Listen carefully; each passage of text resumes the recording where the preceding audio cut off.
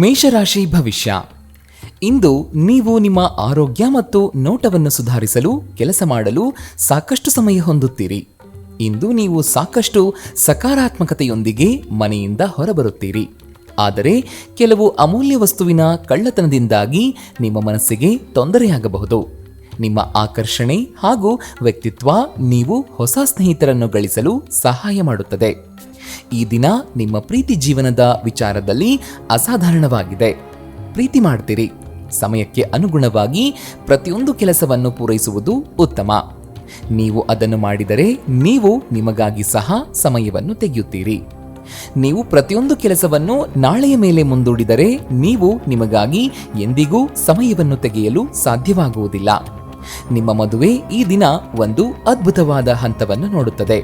ಇಂದಿನ ದಿನ ಗಡಿಯಾರದ ಸೂಜಿಗಳು ಬಹಳ ನಿಧಾನವಾಗಿ ಚಲಿಸುವಂಥ ದಿನವಾಗಿದೆ ಮತ್ತು ನೀವು ದೀರ್ಘಕಾಲದವರೆಗೆ ಹಾಸಿಗೆಯಲ್ಲಿಯೇ ಇರುತ್ತೀರಿ.